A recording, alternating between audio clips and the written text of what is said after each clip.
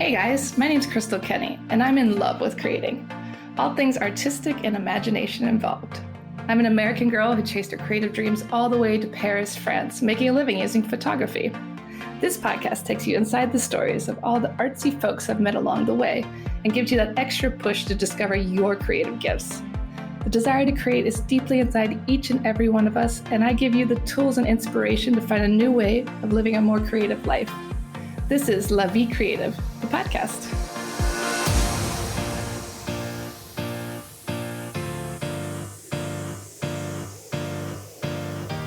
My guest today is another American in Paris, but she does something very French. She specializes in wine. She actually takes people on tours. She teaches them about wine. She's actually started a podcast herself and runs an agency called Girl Meets Glass. The whole idea is to educate people on what they're drinking and to kind of take the snobbery out of wine. Please welcome to the show, Tanisha Townsend. So welcome to the show, Tanisha. I am so excited to have you here. I've met you years ago. I remember we were both invited to Donnie's cocktail party. We got to make our own cocktails. Do you remember that? Yes, and that's what I thought it was, but I was like, no, it could have been that long ago. Yeah, it was a long time ago. I think you had just arrived. Mm-hmm. And you took a picture of me, and I still have that picture. It was me at the table standing behind all of the bottles. Yes, I remember that so well. That was such a fun day because Donnie had written that book, Paris Cocktails, and she invited us all to make our own cocktails. Yes, and she had a lot of liquor there. Yes, she did. That was a good party. Oh, and that apartment is amazing. Oh, I love that apartment. I want to live in that apartment. It's also for rent. Donnie, Girl's Guide to Paris. I'm giving you a shout out. Right. But anyway, let's focus on you, Tanisha. Okay, so I'm sorry. Well, that was my fault. So can you talk a little bit about what brought you to France? Oh, the regular things. Love and lights and the Eiffel Tower and croissants. No, I'm kidding. No, but wine actually brought me here. I came here initially to teach wine courses at a business school. I got an offer to do that for a semester. And so it was nothing that I had to drop because it just happened to be a perfect moment for me in my life. Mm-hmm. I was working, I needed to move out of my house and just gotten out of a long-term relationship. So yeah. Everything aligned. And when this offer came up, I was like, yes, let's go. And that's such a great offer. I mean, how cool is that a business school wants you to teach wine? Like, that's a cool school. I didn't even think that something like that existed for real. So when the offer came up, I actually didn't believe it. So I was just living my life like, okay, whatever, this is never going to happen. Let me just stay in my depression and then try to figure my life out. Well, life had other ideas for you. Life was like, no, we're going to put these things in place for you. And you just have to, pack your bag and just grab onto it. And I love it.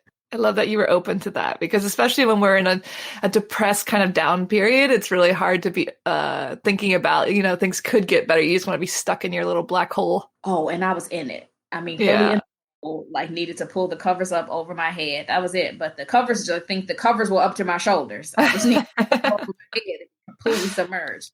But, so you got to France, you were teaching this class at the business school, and then you just decided, hey, I want to stay. That is basically how that went. Yes. I like that. It was one night. Now, this is the whole, not romantic, but this is the idealized version of Paris that everyone thinks about.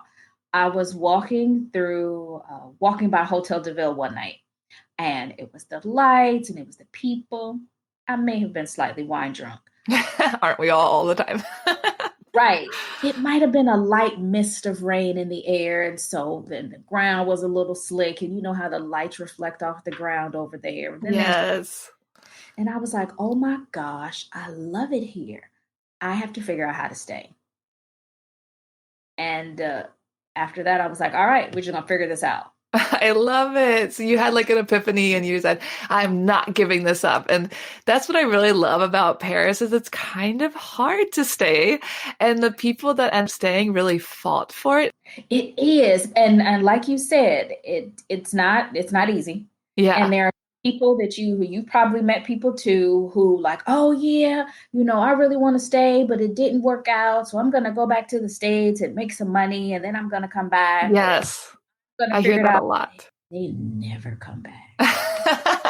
Yeah, it's so true. I hear that a lot. And it's one way or the other. It's either you love it or you hate it. And I guess the people, like when they say they're going to come back, they really mean it. But once you leave, it's a different energy. You feel something different there. And I notice all the time when I come back to the States to visit my family, like it just feels different when I'm here. Like not just the culture, it's an energy, you know? Yes, absolutely. I really thought that not speaking the language would just, I was finished. I wouldn't be able to work. But not speaking the language ended up being my winning trait because that's when I discovered the American tourism market.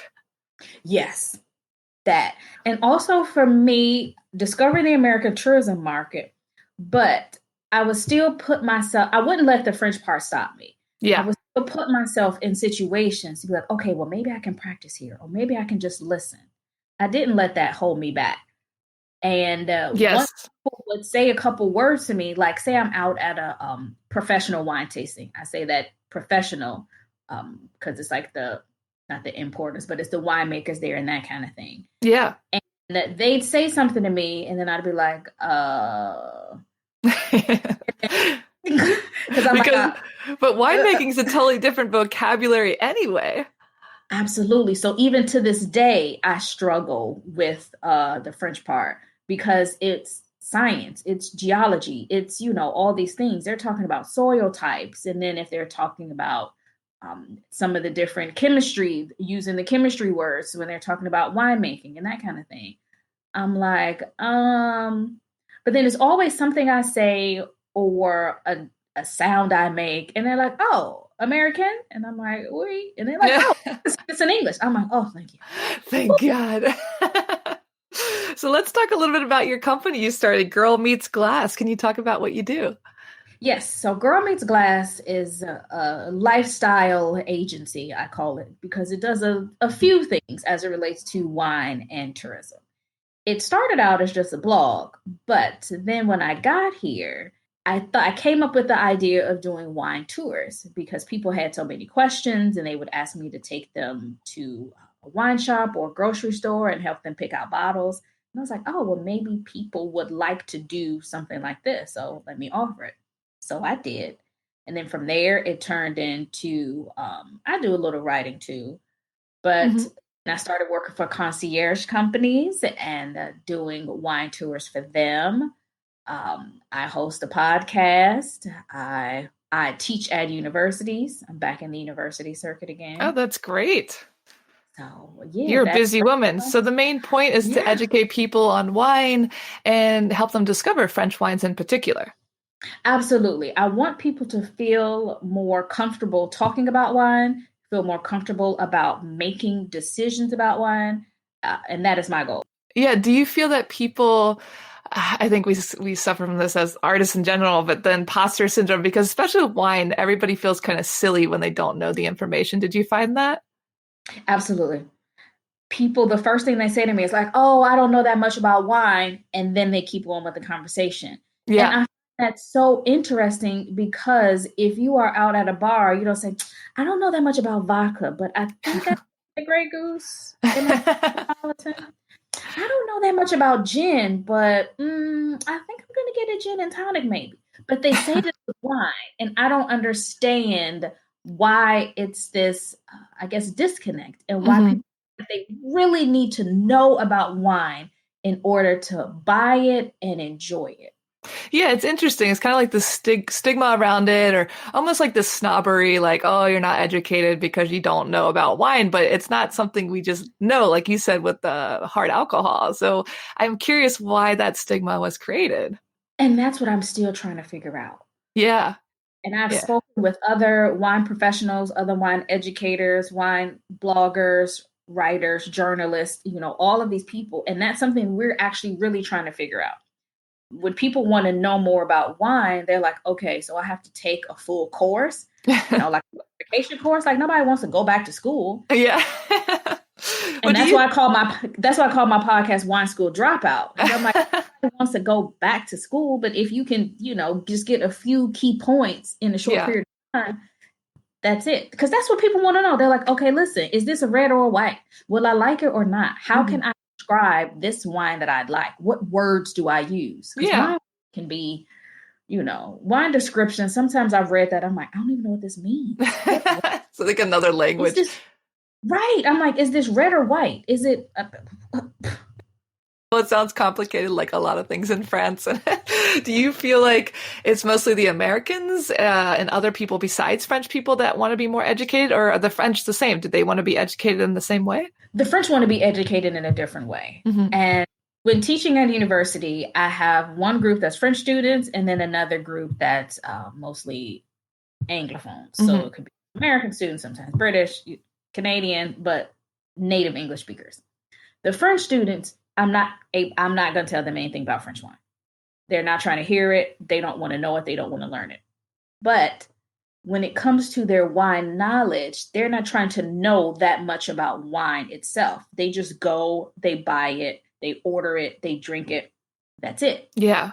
Whereas literally everyone else, maybe not the Italians, I haven't spoken with enough Italian people, just thinking of people who have a strong wine culture. Yeah. But other countries, when it comes to wine, since they have access to so much wine from so many different places, they're like, oh, I don't really know that much, or I don't know what to say, or I don't even know what these grapes taste like. Is this a grape? That's the biggest question I get. They're like, Bordeaux, is that a grape? Is that a place? What is that? How do I read the label? What are all these words? Yeah, yeah. They want to learn. They're interested. And yeah, it's interesting how the French are not the same way, but maybe they just grow up in that and they just know a lot already because it is their country who produces so much. And that is exactly what it is. They know a lot already, and they just know what they like. Hmm. They aren't people, from what I've heard, because I don't want anybody to listen to this and say, oh, well, she said this about the French and said about the French. But in my experience, they don't necessarily try that many different things when it comes to wine. We're talking your average person. Hmm. And so what they know, if they know Bordeaux, or if they know Rhone Valley, or if they know Sancerre, they drink that. Hmm. Hmm. And it's not a lot of experimentation or things like that. They just drink what they like. Yeah, there's no Or question. there's no question. It's no, I need to ask. It's no, this is what I'm having for dinner. How do I pair this up properly? They're like, no, I want to drink this, so I'm going to drink this. And it doesn't matter what I'm eating. Yeah, they just grow up in that culture and it kind of comes along to them naturally, you would say. Absolutely. Kind of like how Americans know what ketchup tastes like. And, Yeah, we don't have to think about that. We know what ketchup pairs well right. with. Absolutely. That's how they are with wine. It's like their ketchup. And do you consider winemaking to be creative? I do. Absolutely. It's more than just, all right, well, let's grow these grapes and then let's turn them into wine. There is a lot of winemaker intervention that can go into it. Hmm. Whether you're going to ferment in cold fermentation or warm fermentation. Are they going to pick the grapes at a certain time of the day? Are they going to do it by the phases of the moon? Are they going to use stainless steel or oak for aging? How long Wow. are they going to leave the skins in the fermentation for the red wines? What do they want the red wine to be, very, very dark and very tannic, or do they want it to be a little lighter? How pale do they Hmm. want the red? Do they want it like a very pale pink or more like a salmony orangey pink? Yeah. Like all those are decisions that they get to make. So they definitely get to be creative. And do you find from the winemakers that you've met that they tend to stick with the recipe that's been in the family since forever? Or do you think they're open to being creative and changing the taste? Or is it even a choice? Like sometimes you just have to be creative because you have a good year or a bad year. The grapes change as well. All of those things you just said. Yeah. Some people are stuck, some people are open. Yes. But one thing I am noticing now is a lot of the older generation is passing it off to a younger generation. Hmm. And the younger winemakers are the ones who are changing things up. Hmm. And they're not following the rules. And I'm talking the rules that are set forth by the governing board and how they're able to label their wine. Oh, Like, wow. how wine is labeled with AOP, and that's like the highest of as far as the wine chain in France. Mm-hmm. A lot of people, a lot of younger winemakers, they don't want to follow those rules. Yeah. Those rules are a certain winemaking technique. You can only have a certain amount of grapes. You can only put a certain amount of things in your blend, and they regulate the percentages. But if you just go at a regular Vin de France, you can literally do whatever you want. So they're okay with lowering Yep, the range to play with it a little bit more. absolutely. Yeah. And if you're doing a natural wine or organic or biodynamic, they're playing a little bit with that too. And that's those rules are different than if they were going for I mean, I hate to say the chemical wine because it's not necessarily chemical. It's Mm-hmm. just a whole way of doing the process. And what makes a wine organic? Organic is nothing additional added or nothing chemical added and nothing taken away. Hmm. A lot of it has to do with when the grapes grow and on the vines in the vineyard, not using pesticides and things like that, not using any chemicals. And then some of the things they use to clarify the wine to make it clear. Like if you've ever seen natural wine before, it may be a little cloudy. You may see some sediment at the end of at the bottom of the bottle. Mm-hmm. The process they use to clear that process and some of the things that they use aren't necessarily natural. Mm-hmm. And natural wines, organic wines, they won't use that. Yeah, so you get a little bit more sediment. Yes. One thing I have noticed though, because I actually went with a friend a few weeks back, and she is an importer of natural wines. And so we did some natural wine tasting in the south of France, in Languedoc. And natural wines, organic wines are very fragile. Mm-hmm. Because without the extra sulfites and sulfur that they add to the end to preserve it for longer periods of time, oh, it doesn't last long. Mm. Interesting. And by not lasting long, I'm talking like a day. Oh, wow. Like you open it today and then you drink it tomorrow, you're like, oh, well, this has already lost it. This is done. This is no good. Right. And that's tough. Like, so you're gonna make me drink a bottle every time I open. I mean, I'm up for the challenge. Yeah. So everybody might not be okay. Did you notice a big taste difference in that process? Yes.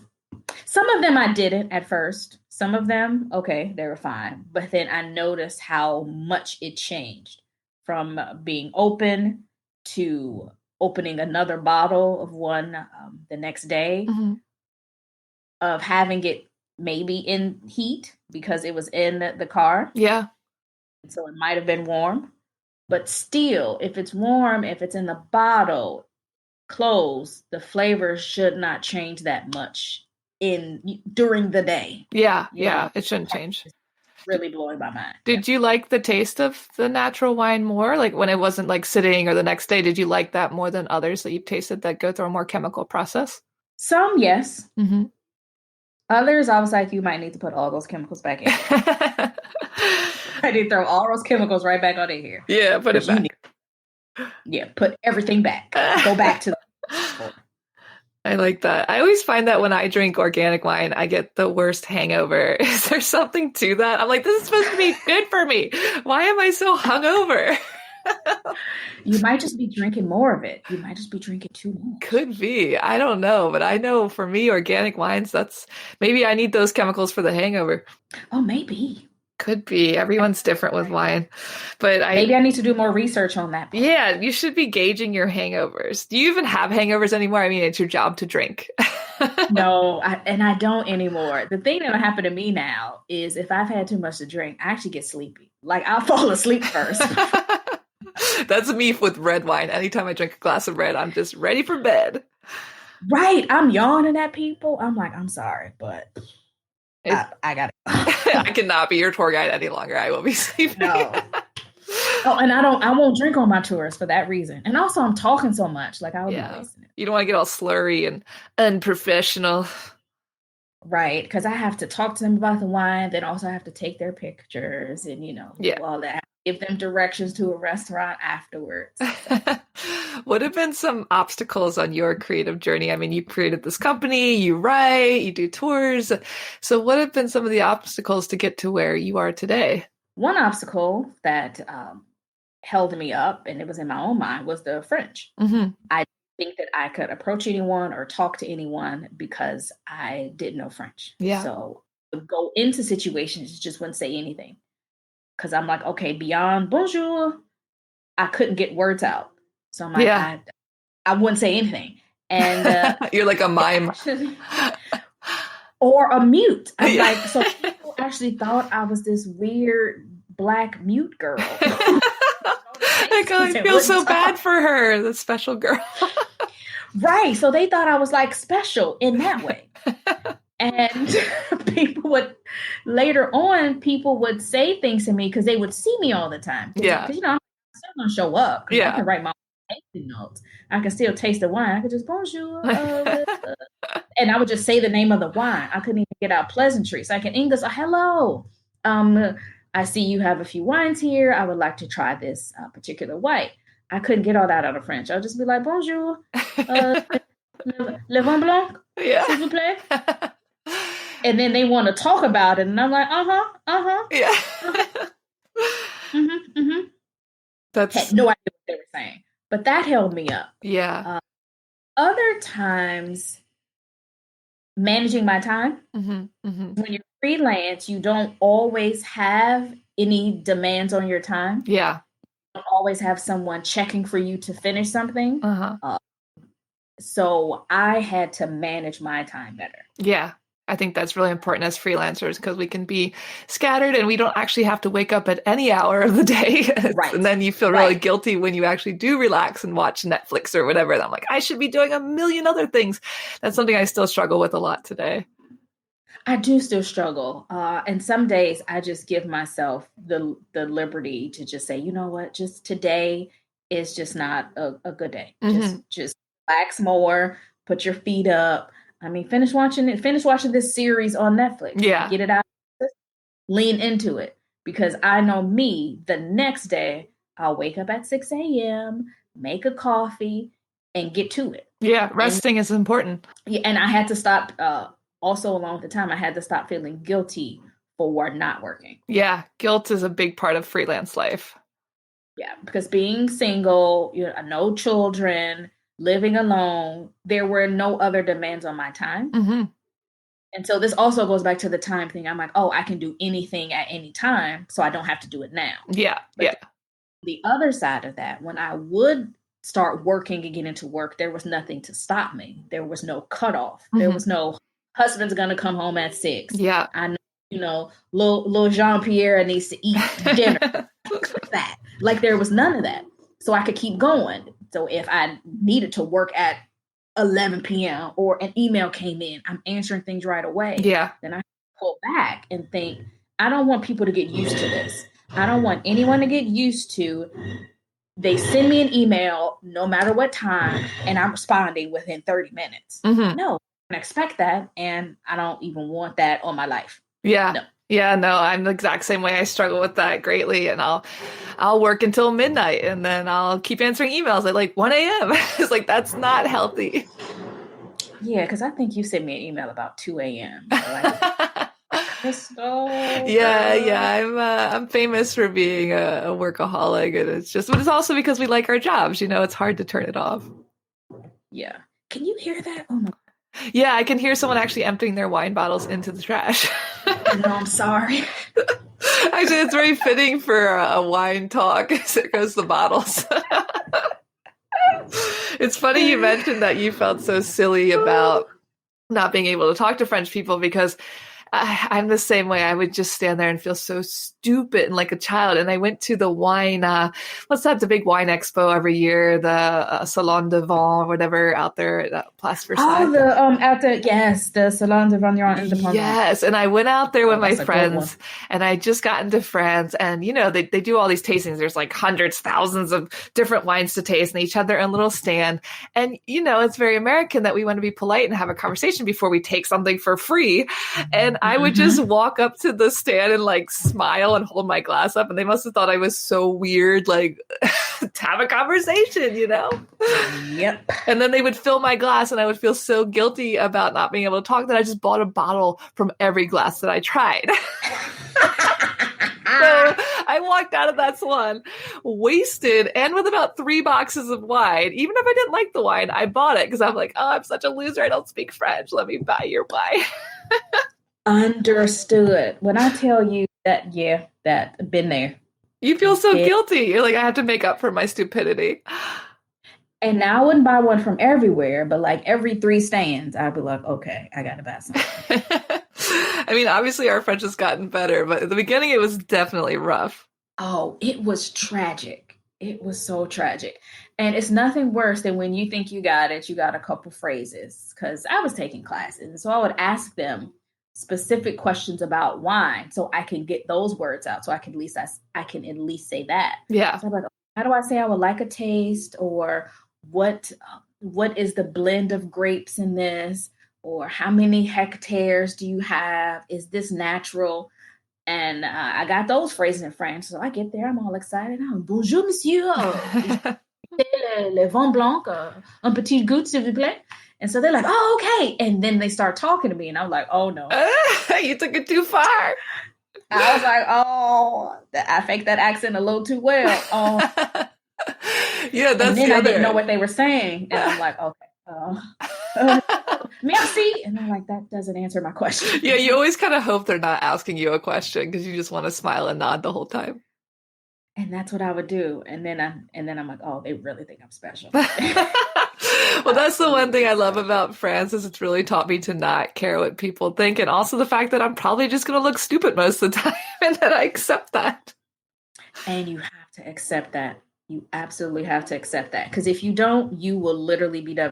Yeah, you will leave super fast if you don't accept that you're just going to look like an idiot all the time. For the most of the first year, you're going to feel pretty stupid most of the time.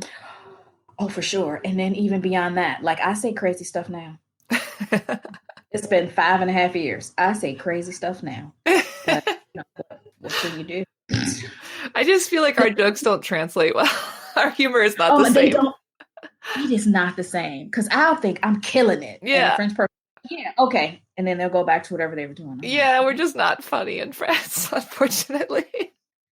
I'm not funny in French. I don't have a personality in French. And people don't understand that, but you get it. So yeah, I completely get it. I love banter. I love joking. And just in my French, I'm just a stupid person. There's nothing. I'm a simple person.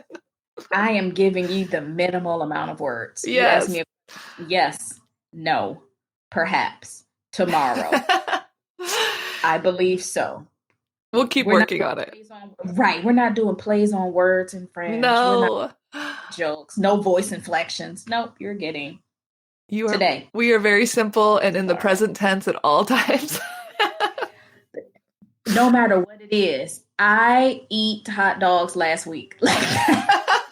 Past tense is not a thing. No, we are always in the present, which is actually very zen, you know? Like we're so in the now. And somebody says, oh, future proche. And I'm like, nope. You don't want to me. Nope. You do not want, no. You clearly don't want to have this conversation. That's fine. I'm very much in the now all the time in France. Right. And tell others, you should join me. Yeah, exactly. Everyone be in the present. I mean, that's what life is all about. The past is the past. Why are we talking about the past? Also, we just don't want to learn all those verbs. Congregation. And why do you think creative people are attracted to France? Oh, gosh. I think France and Paris, more specifically, just it stirs up something within you. Mm-hmm.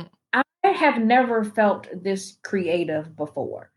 There are so many beautiful things here, whether it is you're talking architecture, whether it is culture, it is fashion, it is food. I mean, so many things just stir that up in you, and some things you see creatively.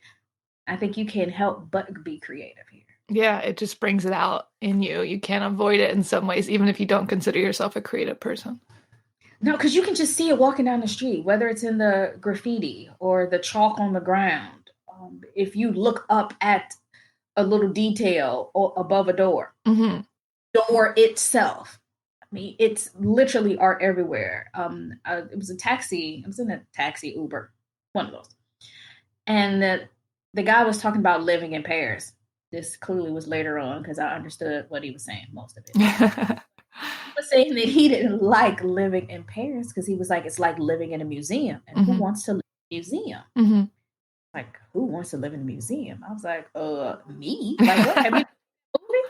Like, people clearly want to live in a museum. Yeah. But it's interesting he said that. And when you go to museums, you feel inspired and you think about the creativity in a thing, whether it's art or photography or whatever. And saying that Paris is a museum just made me think, I'm like, it is. And how can you not be inspired? People Yeah. sit in museums and draw or write poems and things like that. That is literally the whole city. I love that. Yeah, it's so true. I mean, you just walk around, you bump into something that will make you think. Absolutely. I think it's also a Yeah. very solo city, which a lot of cities you look weird if you're eating alone or hanging out on a bench alone. It's like, what's wrong with this person? But Paris, that's very much welcomed and okay, which also leaves room to think. Listen, that is such a key thing you just said about room to think Hmm. and being alone. Because when you first come here, I mean, some people, work in a French office or have friends already or come here for university. So they have friends or at least just people that they know. But I came here with no one, which also I look back now, I'm like, that's kind of nuts. But Yeah. here we are. So there were a lot of solo dinners. There were a lot of, okay, sit at this bar or sit at this table and have a coffee, a glass of wine alone. And there was a lot of time to think and to write or to voice record my thoughts. And that is a way that I found myself being more creative, coming up with more things because I had this time to think. Hmm. A Hmm. lot of people don't give themselves room or time to think because if they're sitting by themselves, they're on their phones looking through Twitter or Instagram or scrolling, or if they're walking down the street, they have headphones in all the time. It's never They don't give themselves the liberty to just be in solitude. Hmm. Just sit down and just think. Yeah. I think Paris is a very lonely city in some ways. We think of it as this romantic place, but I was the same as you. I came there with no one and I was lonely. But at the same time, it was like the best thing I could have done because it gave me room to discover myself and my thoughts and my true feelings. Because when we are always looking at screens, always listening to music, always with somebody, I mean, I love taking solo walks in Paris because I really take in what I'm looking at. Yes. Yep. All of that. I'm like, I can't even add anything to it. That's like, it is good to be alone, but then sometimes, yeah, you do get lonely. And it's weird to be lonely in a city with 7 trillion people. Yeah. Like, It's like, what? I know, maybe not 7 trillion exactly, but with the tourists, it feels like 7 Yeah, trillion definitely 7 trillion. for real. And do you have advice for other creative people who are maybe searching for what they're good at or what they enjoy? Some people just have no idea. I was like that. I think I've only recently come into like, okay, yes, I have wine. Like, I like wine, but I mean, what does that even mean? Hmm.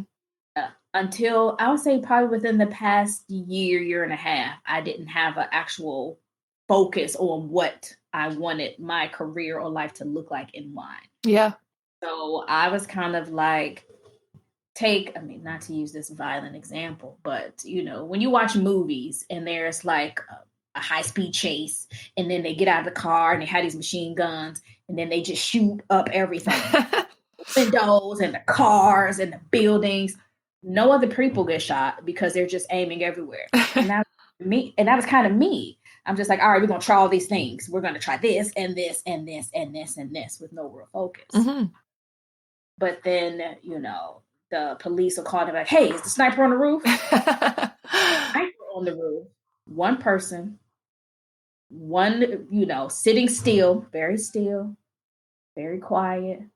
They regulate their breathing. Hmm. They focus on one person and they take one shot. So I would say to people, try a whole bunch of things to start. As you move along, get focused on the one thing. You'll see what sticks. Yeah. You'll see what you hit. And then once you figure that out, then get that laser sniper focus and go in on that. I love that. I love your violent analogy. That's a great. I'm sorry. That's the. No, but I mean, but, I totally but like get it. everybody can relate to that. Everybody can relate to that. That you've seen a movie where they're like, "I'm gonna shoot up everything." Yeah. It's true though. We do need to get focused, and I'm sure that you felt that when you were learning about wine, you're like, oh, I love drinking wine. Let me make this a job. That's not possible. Were you having doubts? I'm sure, like, how am I going to make money drinking wine? What is that? Absolutely. I didn't think it was like a thing. For me, it was a hobby at first Mm-hmm. because I came into wine when I was in graduate school and I also had a full-time job. Yeah. Wine was just like, all right, this is fun. Cool. Go to wine fairs, wine festivals, take the stress off of grad school. Yeah. Just be. And I didn't think that I could do anything with it really. Mm-hmm. I'm like, well, I'm going to wine shop. Like, okay, yeah, no, I didn't go to college so I could work at a wine shop. Like, I mean, like, no shade to people who do, yeah. but like that's college school. Yeah. I mean, I think it's really just goes to show that if you enjoy something, you can find a way to make a job out of it, to share that passion. Because I think that's what it all comes down to is sharing the passion and getting other people excited because you're excited. Absolutely. And always know that when you are good at something, you're good at it. You do better at it. Mm-hmm.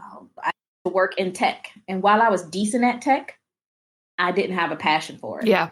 I have a passion for wine. I'm much better. My career has gone much farther in a shorter period of time. Yeah. Yeah, that's so true. It's not just, oh yeah, I really like wine. No, I'm passionate about it. So I'm also very good, not just okay. Mm-hmm. And sharing that passion because people want to take tours with you for that reason. They see you're excited and that energy is contagious. Absolutely. A tour with me or a tasting with me or a webinar or whatever. It's not just, hello, everyone. We have a red wine in our glass. And sniff. It smells like strawberries and raspberries. Do you smell that? I get a little hint of violet. Like, no, that's boring. Yeah, you can bring instead, if I'm like, okay, you know what? I'm going to have tacos for dinner tonight. And you should try this wine because it has flavors of a strawberry. Do you smell the strawberry? Think about that Bath and Body Works lotion. You remember strawberry? It smells exactly like that. Like, give people something that they know and can relate to. Yes. But a hint of jasmine? Girl, what? Yeah, without embarrassing them. Because I think that's the real thing around wine is we're afraid we're going to be embarrassed. Like, I don't know anything about it and I look stupid and I'm uncultured. Right. And also people judge other people's wine choices. Mm-hmm. Mm-hmm. People are like, oh, you drink what? Yeah. And people are nervous about saying that. Like there's this whole stigma about Black people drinking sweet wines. Mm-hmm. And so some people are scared to go into a wine shop and have a conversation and ask them for a sweet wine. Interesting. Yeah, there's all these different like stereotypes. And as you said, it's not the same with alcohol, like grain alcohol and stuff like that, or hard liquors. But wine, there's this really like kind of stereotypical things going on. Absolutely. And I am working to, I can't get the industry to get rid of that, but it is definitely something I speak about in talks. And I try to make people feel as comfortable as possible. If they tell me they drink something like, I'll say barefoot. Listen, I'm just spilling barefoot. Okay. Barefoot is, people joke about barefoot, but they sell it. It is a mass produced wine. I'll say it. And when people say they drink, oh, well, I usually drink barefoot. I'm like, okay. I'm not going to judge you for drinking barefoot because if you don't know, it's hard for me to sell you on a $15 bottle when you're buying one for $5.99. Mm-hmm, mm-hmm. But if you taste a wine with me, because when you pay for the tour, you have paid for the wine. So if you tell me what you drank from them, and then I can give you suggestions on other things. Now you're with me, you taste this. Now you're like, oh, well, this is delicious. Yeah. Okay. Well, now I can get this, but it is hard to get you to try something for 15 when you are not sure you're going to like it. You don't know the difference between a Merlot and a Syrah, but you know, oh, this Barefoot Red or this Apothic Red, I know this. I'm going to buy this for $7.99 and I know I'm going to be happy. Yeah, because wine is expensive at the end of the day for good ones in America. I mean, France, come on. But you don't want to take a chance, Right. maybe, if you don't want to waste your money. Absolutely. You don't. And you don't know what to say to a person to give you a wine that you want. Yeah.